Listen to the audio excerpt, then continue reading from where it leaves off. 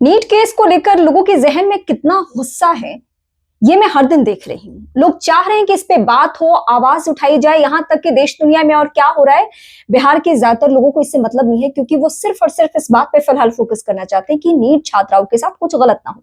लेकिन कभी आपने गौर किया है कि बिहार की जितनी माननीय महिलाएं हैं, मतलब माननीय विधायक, माननीय सांसद, माननीय मंत्री, इन सबने एक भी दिन इस मुद्दे को ना उठाया, ना इस पे स्टेटमेंट दी, ना कुछ ऐसी लाइन कही जिससे कि लगे कि आने वाले दिनों में कुछ इनसे उम्मीद की जा सकती है।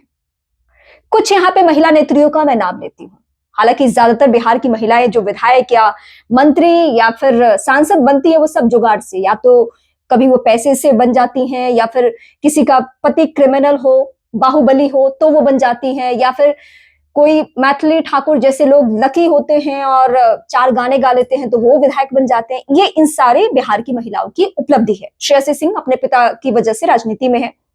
एक और बाहुबली की कितनी सारी पत्नियां हैं, उतने का मुझे नाम याद भी नहीं है, क्योंकि इसलिए नाम नहीं याद है कि मैं उन्हें राजनेता कंसिडर करती ही नहीं हूँ, और महिला राजनेता के तौर पे तो किसी भी दिन कंसिडर नहीं करती, क्योंकि उनके जीवन की सारी पूंजी, सारी कमाई सिर्फ ये है कि वो किसी बाहुबली की पत्नी है, वो किसी बाहुबली नेता की वजह से राजनीति में है और उनको पार्टी का टिकट मिल जाता है, और फिर वो चुनाव लड़कर आप जैसे, मतलब आप जैसे नहीं, मैं कह सकती हूँ कुछ ऐसे लोग जो जाति के नाम पर, धर्म के नाम पर उन जैसी महिलाओं को जिता भी देते हैं। लेकिन आप जरा देखिए, विधानसभा का सत्र भी चल रहा है बिहार में, इन महिलाओं ने सदन के बाहर तो किसी दिन स्टेटमेंट दिया नहीं। श्रेयसी सिंह से जिस दिन पूछा गया, बिहार सरकार में वो मंत्री भी अपने पिता की सियासी विरासत संभालती है, राजनेता है, और फिर भी एक यंग महिला जिसने नीट केस छात्रा के मामले में एक लाइन नहीं बोली। जब पत्रकार, मैं उस दिन का वीडियो देख रही थी, जब पत्रकारों ने सवाल पूछा, बहन जी वहां से चलते बने।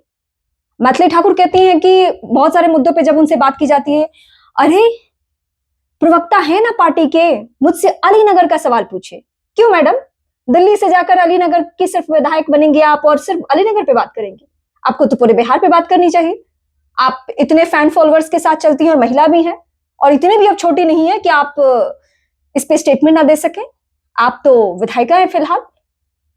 और भी जिन जिन महिला राजनेताओं को आप जानते हैं उनको कोट कीजिए। कुछ महिलाओं का जानबूझकर मैं नाम नहीं ले रही हूं, क्योंकि मैं आपके सामने पहले भी बोल चुकी हूं कि ये सब बाहुबलियों की पत्नी है।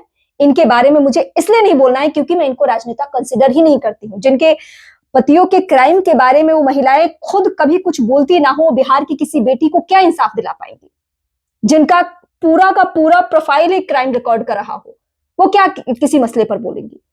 आप बिहार के इन तमाम राजनेताओं को नोटिस कीजिए, खासकर महिला राजनेताओं को भी, और आप ध्यान दीजिए कि कौन इस पे आवाज उठा रहा है, कौन इस पे आवाज नहीं उठा रहा है।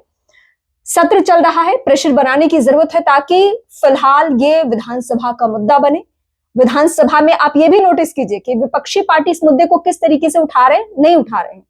क्या लोग बोल रहे हैं इस मुद्दे पे या नहीं बोल रहे हैं?